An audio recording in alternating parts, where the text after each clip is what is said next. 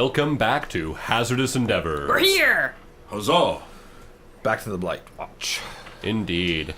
Welcome back to the 5th edition Dungeons & Dragons actual play podcast brought to you by Digital and Dice. As always, I am joined by my illustrious party, Lindo Espina, the beautiful Thorn. So beautiful. Elliot Frostmoon. Hello. Jaxom Shaw.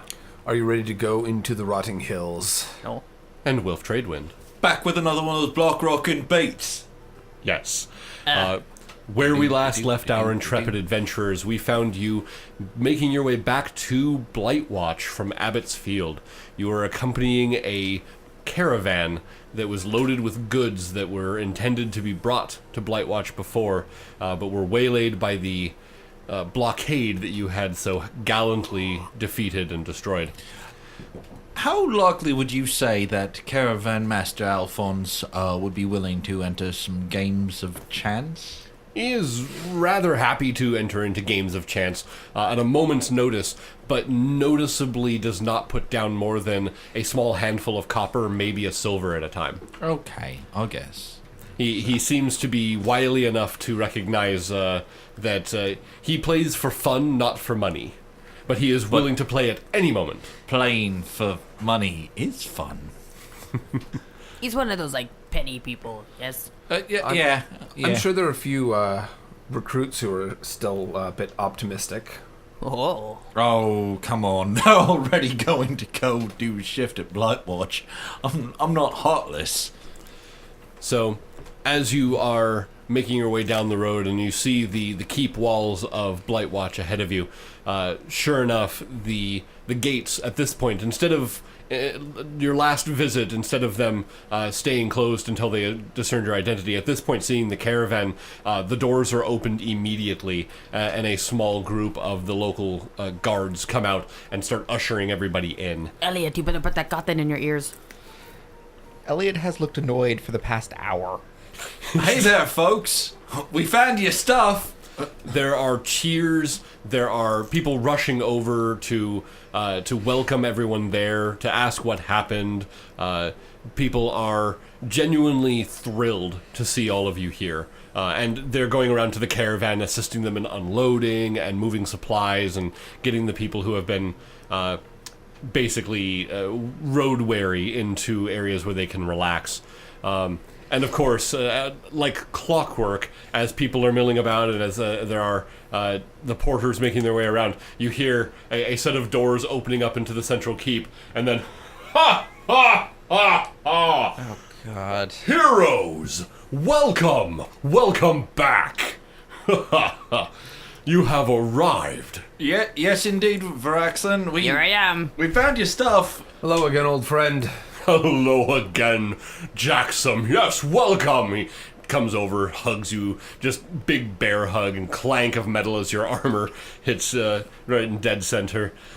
He steps back, fists on his hips, like the morning rays of the dawning sun come over from the east, and so does the light of your heroism shine through and bring with it the bounty that Abbott's Field has made for us. Thank you, friends. What, grandmother, such large hands you have. Did the That was supplies a- from the capital show up earlier? Oh, yes. Yes, as a matter of fact, they did. We've already unloaded them. They showed up about 2 days ago. It is very good of you to do that. Thank you. And they brought with them some, how we say it, more recruits, on loan from Anralathan. Oh, blow up guys. Yes, as it were, mages, trained specifically in more, destructive magics. Did our new recruit make it up? He, for a moment, he does nothing, but his smile just widens to the sides of his face. He just gets this amazingly happy look. He says, What big teeth you have, grandmother.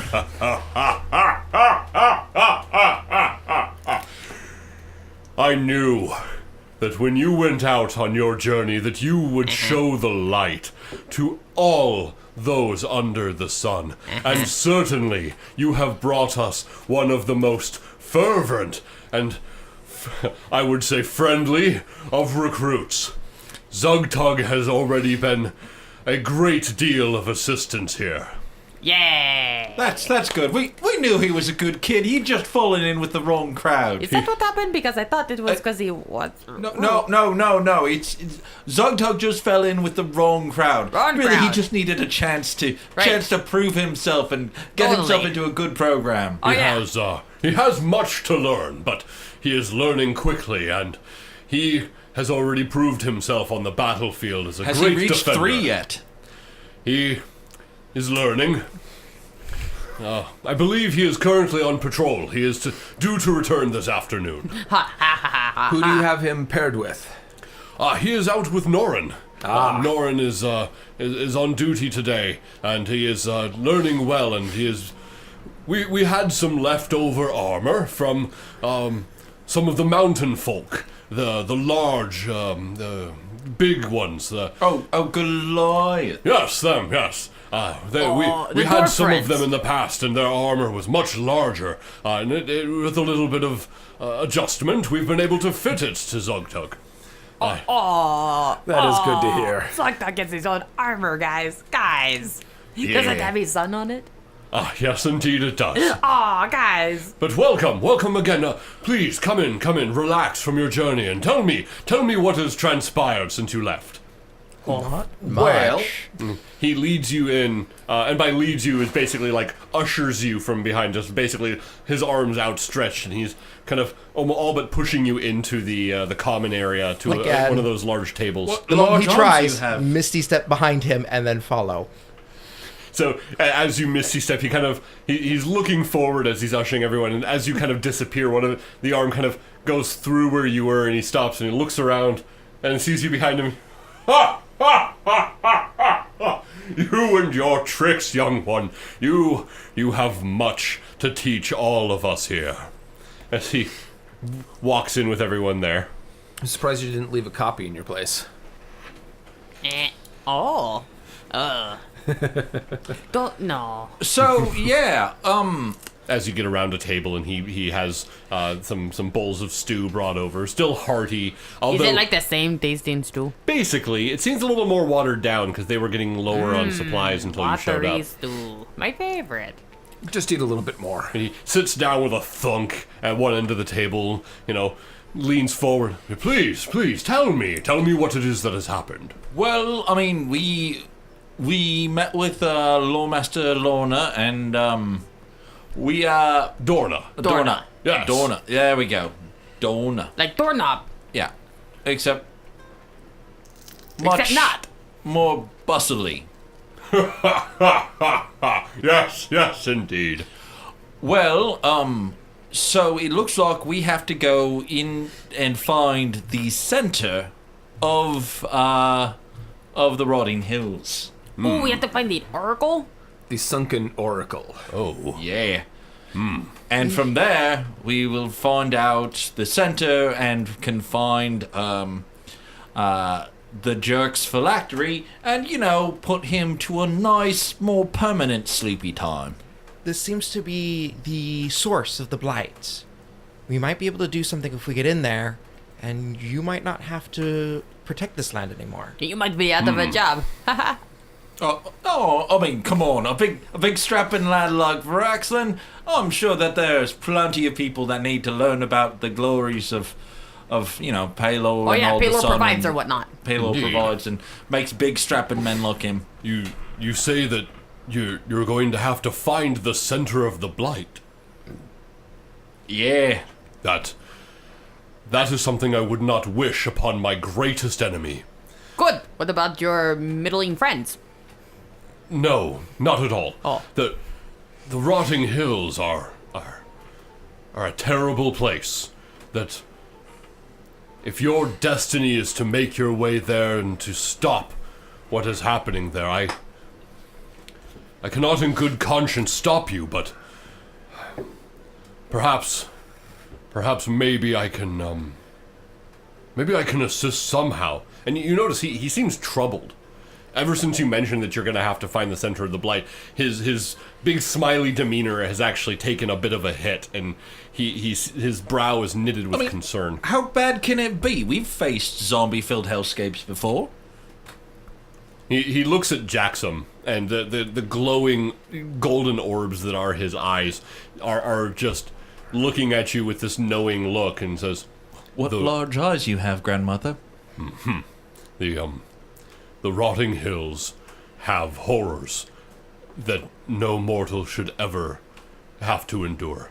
Oh, I've They endured are- plenty of horrors. It's fine. Horrors, not whores. Oh, like scary things. Never Yes. mind. Okay, sorry. The very land here is been saturated with the energy of undeath. The very being of the area seeks to corrupt and destroy and mutate anything that makes its way there, that spends too long within its borders. So we've got to be really quick about finding this Sunken Oracle. If there's any chance that we can do this, we must take it. Well, what do you know about the whereabouts of the Sunken Oracle that you speak of? Books. I hand him the scroll Dorna gave me. Okay. He takes it, opens it up, starts and plots it down on the table immediately, like putting a mug on one corner and a plate on the other, and he's reading it. He's going through, and he says, "It speaks of a place called the Valley of Forgotten Truths. That sounds familiar. Our scouts have reported that there is a valley, and the valley is guarded by, how do I put this? There are beings driven insane by the truths forgotten by man. They attack anything that comes close that does not bring with it something that will add to their knowledge, what has driven them into this madness state. If you wish to attempt to make your way there, you will need to bring with you a secret, something that must be given in order to access the valley." Oh, we got lots of secrets. We should be okay, yeah? Very well. Are you talking about, like, deep personal secrets, national secrets? Something. A secret. Again, my scouts were only able to, I would say, speak with them, but that is not correctly the term. Communicate, I suppose, with them once. They were informed that they must be given payment in the form of secret, or they would be destroyed. Our scouts left very quickly after that, I tell you what. That sounds rather ominous. That is the closest I know that might be where it is you must go, but what I can do is I can get you there. My scouts know the way to this valley, and we will have a patrol headed out that direction. I will order that you are escorted there. That is what I can do for you. That would be grand. I That mean, is most appreciated. Many thanks, many thanks. Oh. Oh, and I brought a present along with the supplies. present, yes, of course. There's a cask of ale. He smiles again. And in the darkness there is light. And beer. Big, meaty paw slamming down on your shoulder. But not too much light, because, let's face it, darker beer is better. Very well. This will be shared, as much as can be. Thank you, Wilf, for bringing this. It will bring cheer to those who need it. Very well. Rest. I will gather those who wish to be a part of this patrol. I will gather volunteers. For traveling this far into the rotting hills is not a task I order lightly. Sit, relax. I will return. All right. Of course. He stands up and makes his way out. I find the mages. You find the mages? Mm-hmm. Okay. I find the idea of Varaxon being somewhat afraid of an area to be a little unnerving. A little unnerving? When I say a little unnerving, I mean... He's like, ha ha ha, I killed the undead. Oh, you go to a hill that is full of more undead? I am concerned. And then I'm like, sad. A little came out. A little, just a little bit, like, just... Yeah, no, I understand. Yeah. All right. Just like pee. So the rest of you, as you're relaxing, as you're eating your stew, Elliot makes his way out and is actually fairly easily able to find what looks to be a tent that has been set up on the grounds inside the castle walls. And it's very obviously a tent from Anrilathan because it is extremely well made, obviously magical in nature. And as you approach it, you see standing outside what look to be 2 guards. That you would recognize as some of the standing military of Anrilathan, who are primarily, aside from the foot troops, almost every single person that is part of the military is trained in the arcane in some way or fashion. And the 2 guards that are standing there are armored, have what look to be finely crafted curved longswords, and are absolutely arcane knights of Anrilathan. And they see you approaching, and one of them holds out a hand and... Stop, who goes there? Elliot Frostmoon. The voice coming out from underneath the helmet, full face guard. All you see is the slits where the eyes are. That he stops. He says, "Very well. What is your business here?" I was wondering, if my father was here, Mr. Emmett? Or, sorry, not Emmett Frostmoon, but, Anavar. Anavar. Oh, you're related to Anavar Frostmoon, I'm his son. I see. Well, welcome. As he places a fist over his chest and gives you a bit of a salute, and, Anavar is not here. I'm not entirely surprised. But I was just wondering. Very well. We are here on order from the Triumvirate. We are to supplement their forces and assist the guards here at Blightwatch in their duties until we are called back. I'm truly sorry for that particular assignment. He gives a knowing nod. It is a change of scenery indeed. Well, thank you. Of course, if there's anything we can do, say the word. Well, that wasn't as friendly as I was hoping. Okay. What is So, the word? You make your way back? Hippopotamus. And of course, as you're making your way back, Elliot, you're heading back towards the keep and the kind of the eating hall there.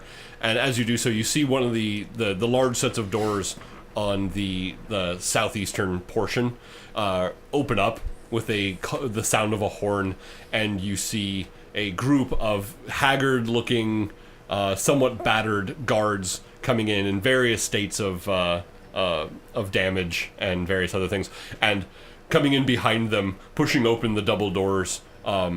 After you see them, you kind of hear the sounds of battle happening out there, and then you hear,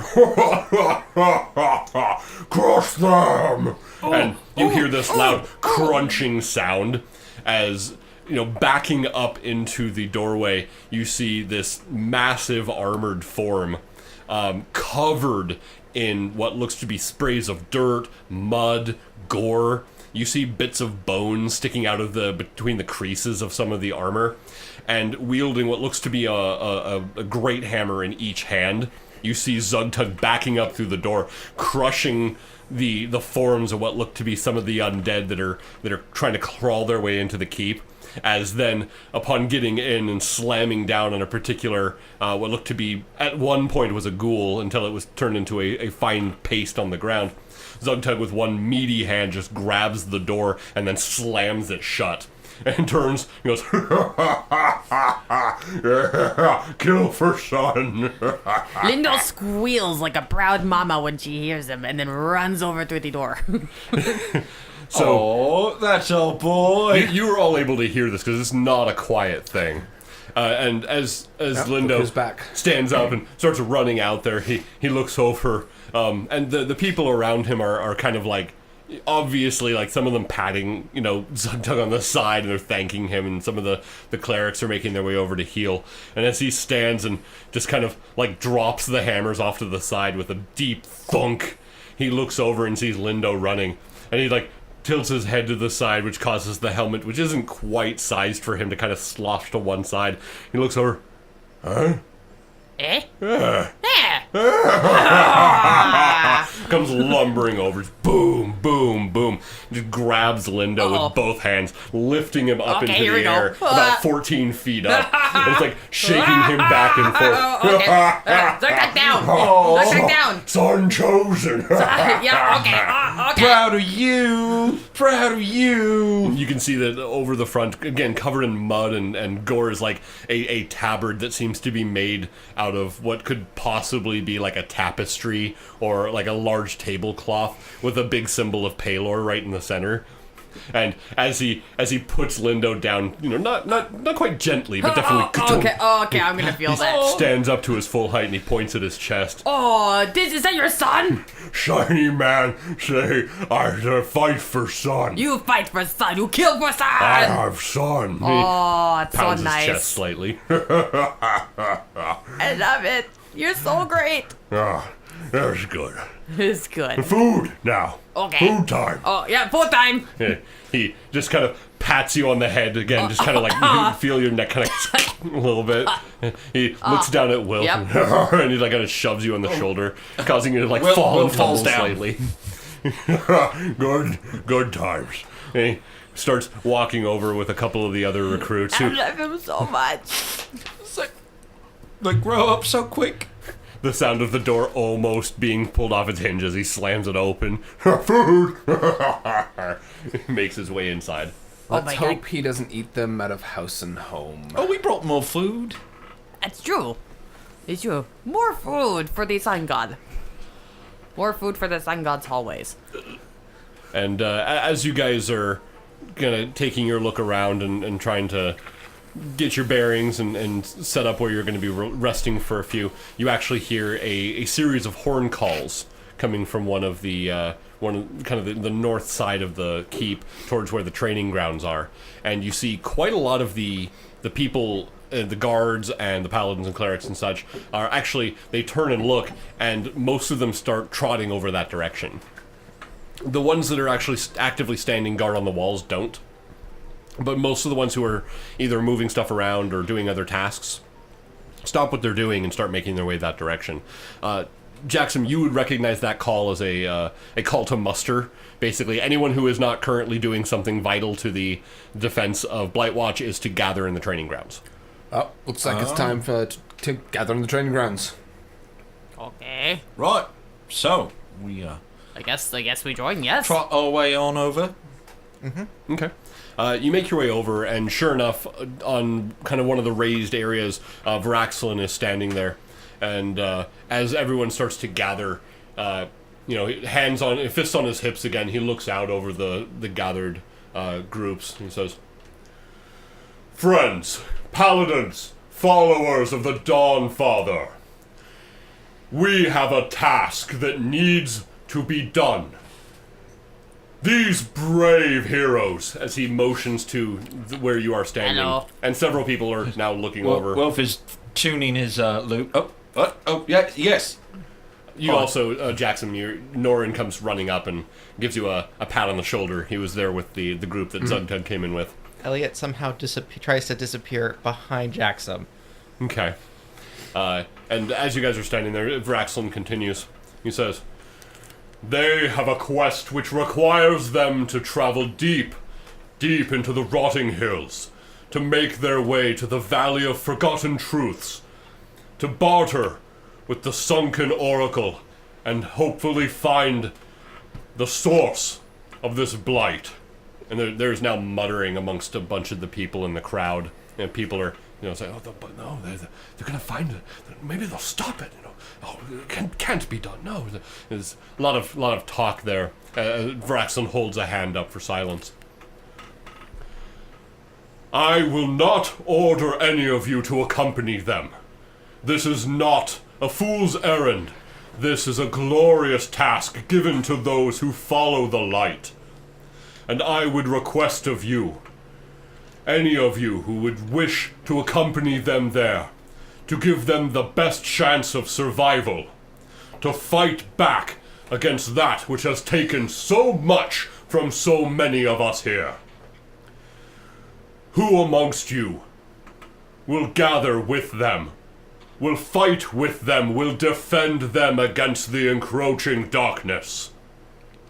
He's And- so inspiring. He gives a moment pause as there's some deliberation amongst some people, and you feel that clasp on your shoulder again, Jaxom, and you look over and Norin just gives you a smile and a nod, and he takes a step forward and raises his fist in the air, says, I will do it! I will go with them! And Good to have you, Norin. Good man, Norin. turns and gives a smile and a nod. Yes. That guy. Vraxlin, fist in the air. Very well, Norin. Thank you. Any else among you?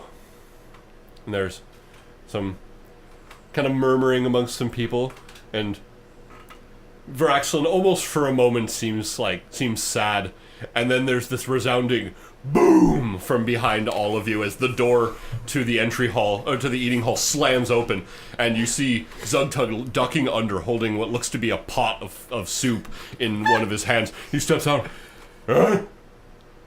Go fight? Fight for Sun! Fight for son. Zugtug, fight for Sun! Yes, Fight you for Chosen! Aww. And as he stands up, like, fully to his height and is now almost, like, head level with the He's so the proud. ceiling of that particular part, he just nods solemnly and then immediately just starts chugging the soup that he's holding in his left hand.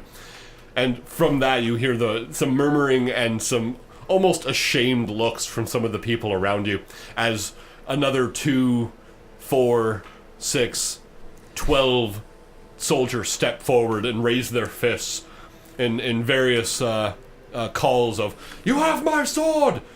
I'll bend my bow to your will, sir! And etc. As several of the people there. Notably, none of the people from Anrilathan are stepping forward. I was not expecting it. But they definitely seem like in that mode of, we're here for our job and we can't do this. Nerds. Right? I don't think they have the proper authorization forms. They wouldn't get course credit. So you are the people who are gathering forward. You have a dozen guards, clerics, paladins. You have Norin, who is stepping forward to lead them, and Zugtug has now tromped forward after discarding the pot of stew empty on the ground next to the building, has walked over and is standing kind of above you, just get this big stupid grin on his face. Hey, Elliot, you know what may happen if you say something rude to an Anrilathan soldier? What? Well, if you say something offensive enough, they might try to do the paperwork to be able to apply to say an insult.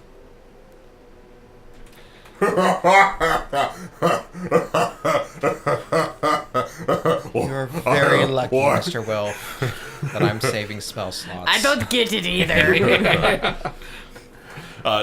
Norin takes kind of a step towards Elliot and is like, I don't necessarily think they've actually been very useful. Very useful. Oh so yeah, far. they're great at blowing stuff up. I'm Yes. just saying. Yeah, the Paperwork. greatest esteem for those from Anrilathan.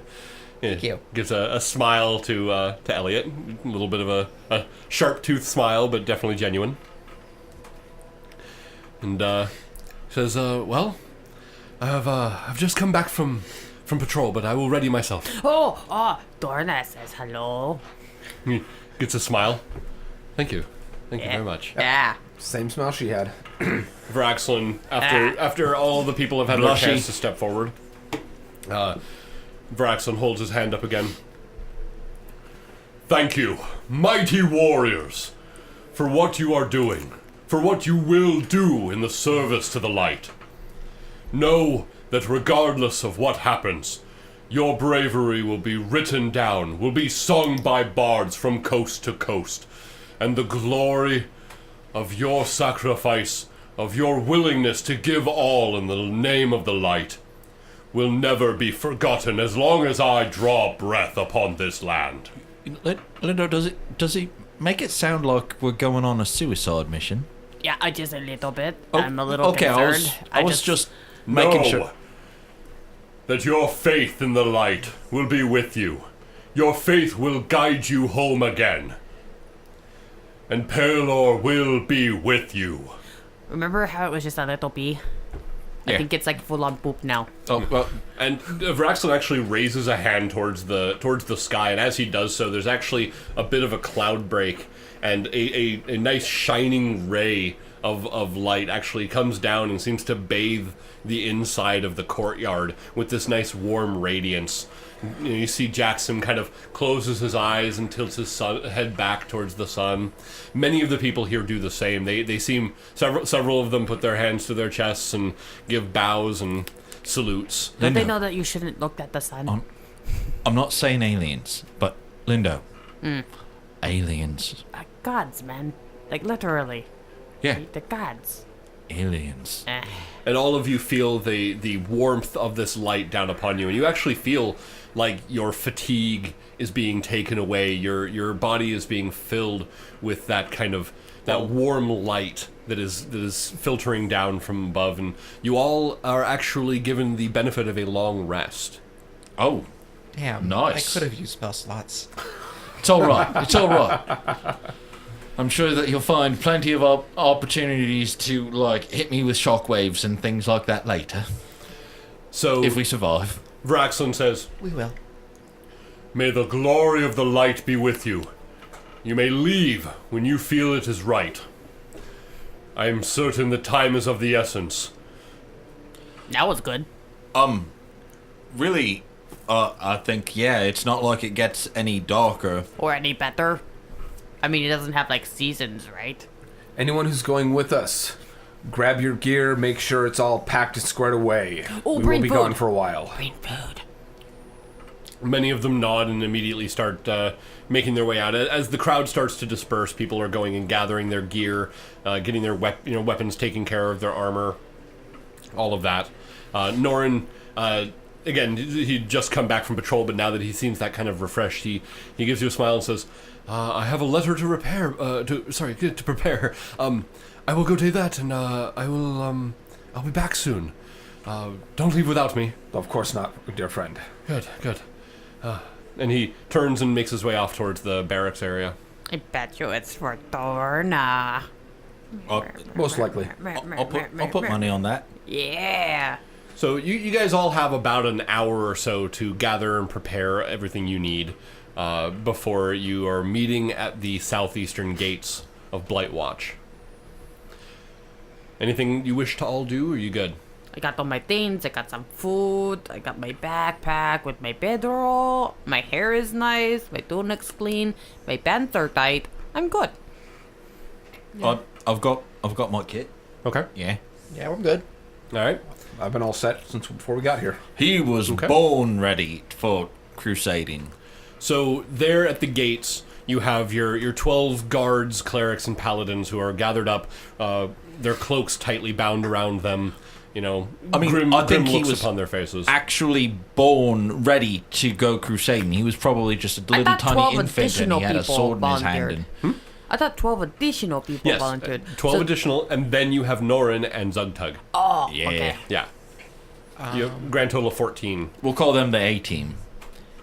No, they're not Before I 18. leave, Uh-huh. like right before we leave, Yeah. I make sure that man, my brain is not working on names today. Who are you talking about? The loud one, Oh, Vraxlin. Varaxlin. Yes. Yes. I make sure he hears me utter a prayer to Ayun Okay. as I leave. He doesn't seem to react much, but he definitely gives you the smile of like a patient father. It's one of those phases. Yeah. You're just going through a phase. And as he goes about administering to the day-to-day duties and defense of Blightwatch, he does show up to see you all off. And of course, Zugtug is there, his armor proudly displaying the brilliant sunburst in the middle. He's got both of his massive hammers, one in each hand, and he's just sitting there with this kind of happy look on his face as he just kind of stands there, like almost like leaning kind of back and forth between his feet. Are you excited, Zugtug? Yeah, we're excited. Yeah. Okay. Yeah. We'll go on trip. Yeah. Okay. And sure enough, there you are at the gates. Varaxlin says one more prayer to Pelor as he holds his hands out, wishes that all of the blessings of the Dawnfather be upon you, and that if the light shines favorably upon your quest, that perhaps this may usher in a new and exciting time in the resurgence of the light in this land. And with that, they swing the doors open, and in the distance you hear the sounds. Jaxom, you are very well acquainted with the sounds of the rotting hills, of the ever-present distant sounds of screams, of roars, of guttural cries, This of is agony. pleasant. And I get won't used- have nightmares. you It's get used fine. to it. It's, nobody ever gets used to Hey, this. you know how Varaxlin likes his eggs? Uh-huh. Sunny side up. As you hear screaming in the background, it's time to joke. Of course it is. I use humor to disguise my fear, or pain, or anger. Okay, Zugtug, when I get really scared, I might just climb up your back and just live there. okay. Okay. And Norin takes the lead as you make your way out. And Jaxom, you're fully aware horses are not a thing that go into the rotting hills. not at So all. your travel is entirely on foot. Oh, but I've got wee little legs. So as you start making your way away from Blightwatch, you're taking some of the trails that are leading through the area, and it is not quite night and day, but the difference between what the land looks like as you're making your way into the Rotting Hills proper rather than the outskirts you were in before. The land is cracked and dead and dry. Not a single living thing, not a blade of grass, not a single tree can you see as far out as you're able. You see rolling hills with looked like gnarled stones sticking up out of them, almost like grave markers. And there are dozens of them just arrayed out on each hillside, casting shadows long and terrible across the whole landscape. There is a constant cover of clouds above you, and during the day the only light that comes in is from miles away, where it seems to kind of eke in under the cloud cover beyond. So you're getting almost everything cast in this sidelong light that seems to kind of glow over the rotting hills. And as you're making your way through and amongst these hills, you're actually able to kind of, again, you're hearing the noises of these creatures. And Norin makes it very, very clear that as little noise as possible should be made, as the faster you make your way through here, the better. All right. I mean, like, I wouldn't build a summer home here, but, you know, the rocks are nice. So I guess no trail songs. It's going to be very difficult for silence for you, isn't it? No, I can be stealthy as a shadow. It's going to be perfect for Elliot. As a shadow at night. Speaking of Just night, give him a book and he'll never say anything. it's apparently we are going to be making our way to what we've been calling the Valley of Forgotten Truths. That we will be getting there about nightfall. So the faster we get there, the better. How will you be able to tell? It gets darker. Than this? Yes. Yes. Joy. Many of the guards and people around you give nods as well. Yep, I definitely pooped. Hey, look on the bright side. It probably can't get worse. How dare you say that? And as What you're is making wrong your way, with you? as you're making your way through, you note that here and there, like just as you're making your way down this path, you feel crunching under your feet bones of creatures that are obviously at one point humanoid, and other such things you can't quite identify. I'm getting new boots. I'm gonna treat myself after this trip. I'm getting new boots. And about halfway through the day, you get to your first landmark, to which Norin and the rest of them seem to kind of bundle up in their cloaks a bit, and they make it clear that, okay, follow us, do not take a step off the path, do not look off the path if you can help it, and whatever you do, do not look down. Don't. What? Do not Why would look down. Why would you tell me that? And Jaxom, you haven't gone this particular way, or at least not for a good long time, and you would know that the rotting hills, they change from time to time. Okay. There are some things that stay the same, but the landscape itself, with how broken it is, there's shifting, there's moving. It seems that there are almost new hazards there every time you go out. And this one seems a little odd to you. You're not 100% sure what they're talking about. But you make your way another couple hundred feet down the path, and as you're doing so, you start hearing what sounds like hundreds upon hundreds of throats screaming in rage and agony. And ahead of you, what you look at is what looks to be a rope bridge across a chasm. Don't look down. Don't look down. And Norin and the group, about half of the group, are running ahead of you. The rest of them are behind you, and Zugtug is kind of taking up the rear. And one of them, you hear them kind of turn and whisper to him, says, "Zugtug, eyes on the sun." To which Zugtug goes, and just starts staring up as he's walking, as he's being led forward by a couple of the guys in front of him. Don't look down. Eyes at the sun. Don't look down. Eyes at the sun. Lindo, don't look at the sun. Just look at the back of Jaxom's head. And you make your way to this rope bridge that's going across this chasm. And as you do so, as you make your way right to the edge, that sound, that the sounds of the screaming, the rage, what you sound like almost fingernails scraping against rock. What? And No. the sound of bones grating against each other from below you. And Norin starts leading all of you across the bridge. And I'm going to go ahead and say, let's do, I don't know, what's a good check to see if you do or do not look down? I think maybe wisdom checks. Oh, goody! Let's see wisdom checks, because you're hearing this, and natural curiosity might be a difficult thing to overcome. I'm very sad right now. Are you? I am. Okay. I'm sorry. I looked over at Jaxom's dice. Okay.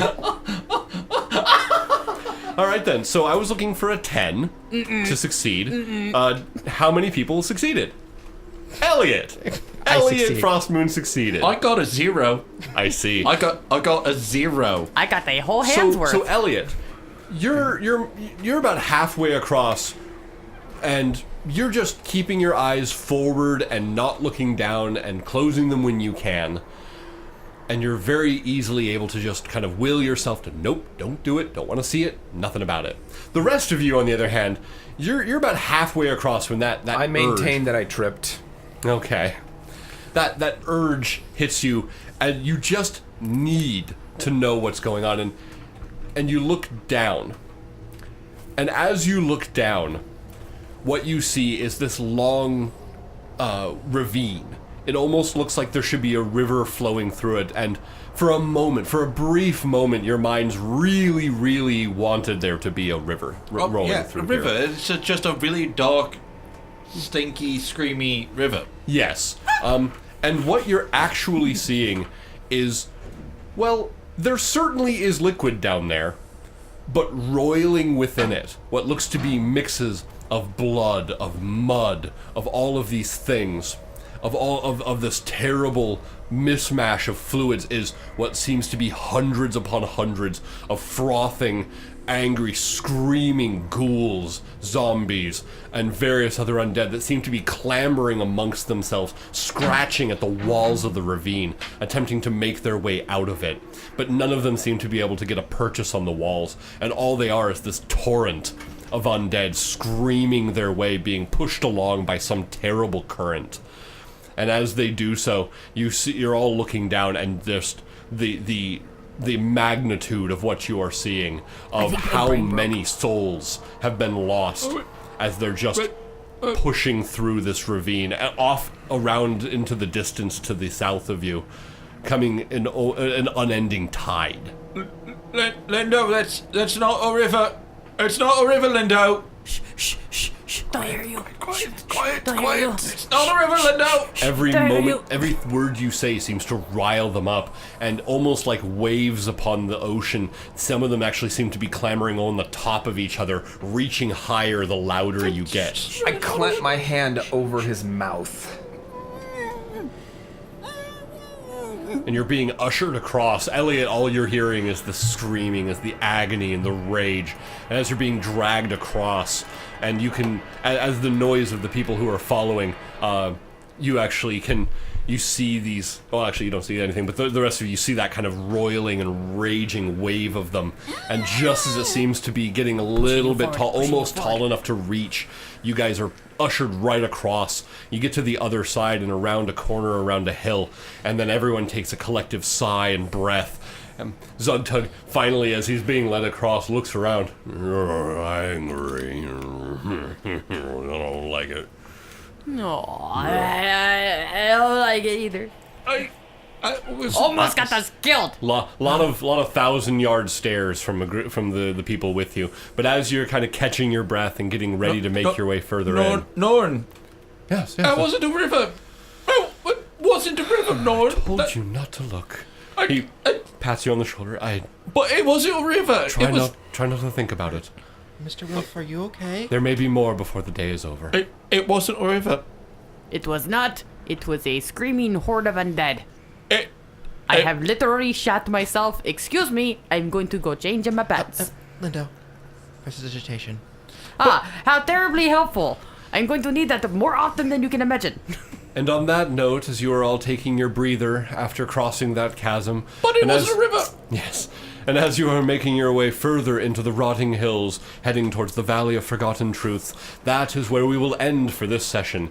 So thank you, dear Digidicers, for joining us for another episode of Hazardous Endeavors. And until next time, game on, Internet! Game on internet.